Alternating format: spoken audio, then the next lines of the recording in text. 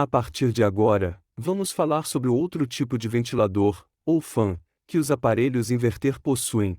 Até este ponto, analisamos muito bem como funciona um ventilador assim em um ar-condicionado, mas em inverter temos agora diferentes modelos de ventilador, como por exemplo os fan DC. Também temos o último modelo que é o VW. Na verdade, o seu funcionamento é igual a um DC, mas o chamo o VW para poder distingui-lo. Por último, temos um modelo mais, que depois vamos explicar que é uma combinação de dois.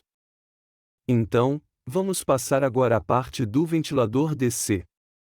A grande diferença deste ventilador para um comum é que são ventiladores de corrente trifásica. Funcionam exatamente da mesma forma que um motocompressor inverter. Como vocês podem ver, eles têm uma grande placa eletrônica em seu interior, são totalmente computadorizados. Suas conexões à placa eletrônica também implicam ter certa sinalização de comunicação entre a placa eletrônica e o ventilador. Esses ventiladores podem ser encontrados tanto na unidade interna quanto na unidade externa. O que estamos vendo é um exemplo típico de um ventilador em uma unidade interna. Como vocês podem ver, aqui tem 5 cabos de conexão. Por um lado, de um lado temos um cabo vermelho. Por outro lado, temos um cabo preto. Por outro lado, temos um branco, um amarelo e um azul. Cada um cumpre uma função diferente. Vamos explicar para entender bem o seu funcionamento e também para poder fazer as medições que correspondem, é claro. Um detalhe que vocês devem ter em mente e mentalizar é que esses fãs são trifásicos. Ou seja, se vocês repararem dentro do ventilador, vão encontrar 3 pontos nos quais vão dizer U, V e W. Aqui é onde estão conectadas as bobinas do ventilador. Atenção a esse detalhe: externamente não temos acesso às 3 bobinas. Só podemos acessar uma vez que abrimos o ventilador, uma vez que tiramos a proteção traseira, e aí já podemos acessar então aos terminais U, V e W. A partir dos cabos que se conectam à placa, não temos acesso a essas bobinas. Quem alimenta essas 3 bobinas? Bem, essas 3 bobinas são alimentadas diretamente pelo IPM que o ventilador possui. O IPM é o que, após transformar a corrente contínua em corrente trifásica, faz funcionar este ventilador.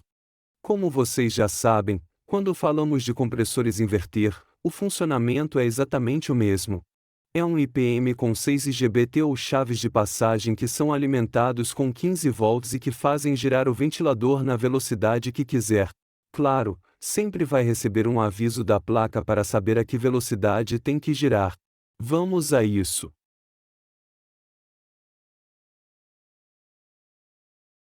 Olhamos para esta imagem, vamos ver um por um qual é a função desses cabos. No diagrama, claro, temos, mas vamos explicar para que fique muito mais claro. O cabo preto é sempre o negativo. É a alimentação negativa deste ventilador. O cabo vermelho é a alimentação positiva de 310 volts, caso tenham 220. Se não, vai ser 155 caso tenham 110. O cabo branco, bem, não temos cor branca, vamos desenhá-lo de cor cinza. Na verdade, temos, mas não se veria nada. Vamos colocá-lo cinza, para poder identificá-lo e entendê-lo. É uma tensão de corrente contínua também positiva, mais de 15 volts. É a tensão que precisa a placa eletrônica do ventilador e os IGBT para poderem ativar-se. O cabo amarelo também é uma pulsação em corrente contínua, mas que vai da placa para o ventilador. É uma pulsação de 2,5 volts que a placa envia para o ventilador para informar a que velocidade tem que girar.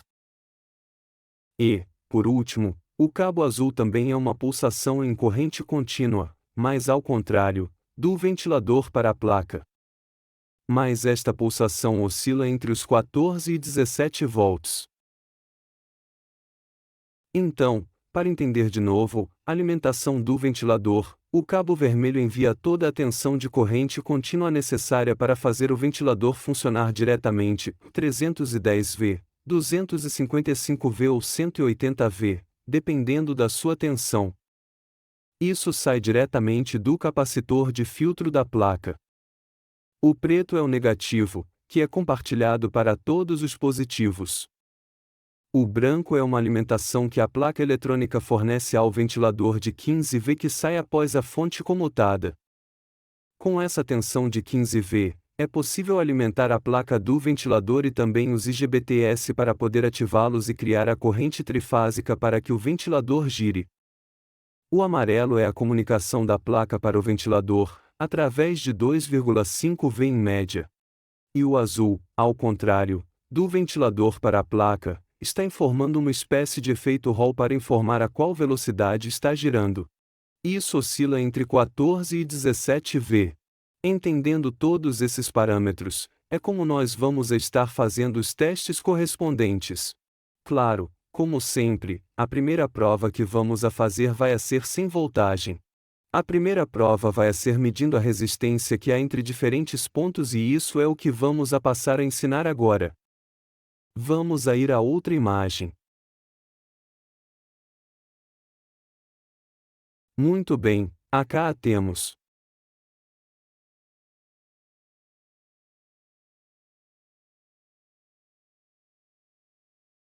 Se nós queremos comprovar o funcionamento deste ventilador, em modo de resistência sem energizar, obviamente com o ventilador fora, o que vamos a fazer é medir entre preto e vermelho por primeira instância.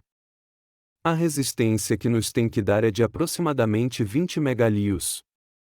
Resistência bem alta. Outra medida que podemos fazer nesse ponto no momento de fazer a medição sem voltagem é medir em posição de diodos. Esta é outra medição que podemos fazer. Se medirmos em posição de diodos, aproximadamente o valor que nos vai a dar vai a ser uma queda de tensão de 1,2 voltios para um lado e para o outro lado, OL. Por que é que nos dá este valor? Bem, porque lembrem-se que diretamente destes dois pontos ao ventilador estamos entrando para um IPM. E vocês lembram como funciona o IPM? Vejamos outra vez.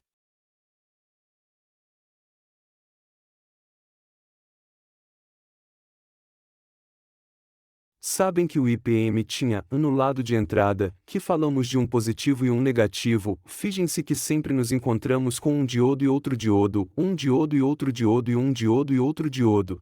Ou seja, se eu injetar elétrons por acá com um multímetro em posição de diodos, e sair por acá, os elétrons vão a poder passar através destes diodos, com uma queda de tensão, mas para este lado vão a poder passar. Então, de um lado injetando elétrons de acá me vai a marcar 1,2 voltios aproximadamente de queda de tensão, que é a soma de dois diodos, porque tem que atravessar um e depois tem que atravessar o outro. Mas do outro lado, fingem-se que a inversa nos vai a marcar OL, porque temos os dois diodos em inversa. Então, injetando elétrons desde o positivo, tem que passar e tem que produzir-se uma queda de tensão. Injetando elétrons desde o negativo, não tem que passar nada. Vamos a ver justamente um vídeo em que estou fazendo essa medição. Agora podemos ver o ventilador, o podemos ver bem.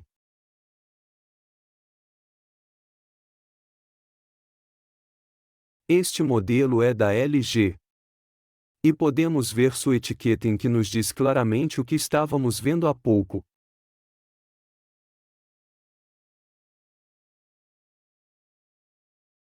E vamos a fazer essa medição em posição de diodos. Injetamos elétrons por o positivo vermelho e temos uma queda de tensão de 1,185 voltios.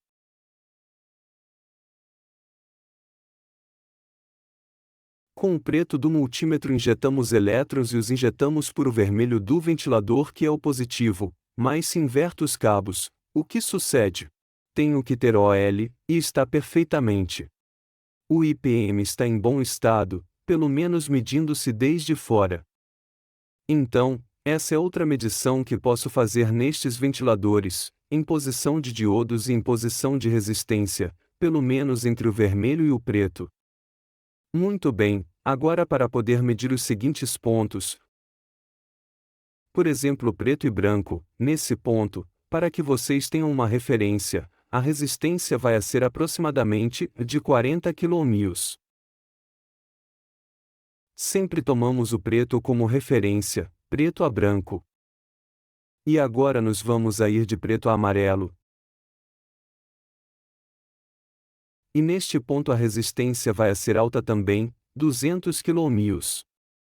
E por último, entre preto e azul, e a resistência K também vai a ser muito mais alta porque é um sensor interno, 50 megalios aproximadamente. Então, vejam que de preto a vermelho a resistência é alta, de preto a branco também, de preto a amarelo também, e de preto a azul também. No caso de encontrar valores muito mais baixos que estes que vamos a tomar como referência, poderíamos dizer que alguma parte do circuito se pôs em curto-circuito ou está em mau estado. Estas são medições que nós vamos a fazer desde fora do ventilador, medições sem voltagem, são medições às que vocês podem aceder com o ventilador na mão. Mas claro, há mais medições por fazer, e as outras medições já são na placa eletrônica e até mesmo com o equipamento completamente energizado. De fato, para não dar tantas voltas, vocês têm que detectar os valores, os voltagens que indicam a K. Esses voltagens são os que vocês têm que poder medir quando o ventilador está colocado na placa, na ficha que corresponde. Podemos ver uma ficha na placa desses ventiladores. Então, tendo entendido como funciona o ventilador por fora, vamos mencionar o seguinte: se vemos que está danificado ou algum desses números ou valores nos dá mal, qualquer desses componentes pode ser o problema. Podemos ter problemas com o IPM. Podemos ter problemas com algumas das resistências de baixa de tensão internas, alguns dos capacitores SMD. Qualquer desses componentes pode ser o problema. Minha recomendação é não reparar esses ventiladores. Porque quando os desmontamos, costumamos dar algum pequeno golpe aos rolamentos e nunca ficam bem. Se detectam uma falha de fora do ventilador, eu recomendo a substituição direta. Claro, às vezes vocês talvez querem reparar e não há problema. Na pasta de manuais e diagramas que vamos a enviar, vão encontrar um arquivo de Word em que diz links para vídeos do YouTube que são vídeos que eu mesmo vi em que algumas pessoas fazem diferentes reparações. Por exemplo, há um vídeo em que se substitui o IPM deste ventilador. Finalmente fica com um pequeno ruído do ventilador justamente por desmontá-lo e tocá-lo. Mas bom, se pode fazer. Os componentes se conseguem e dependerá de vocês. Pelo custo do ventilador completo e pelos riscos, eu recomendo que não, mas bom, vocês podem ver. Por favor, deixe um comentário se tiver alguma dúvida.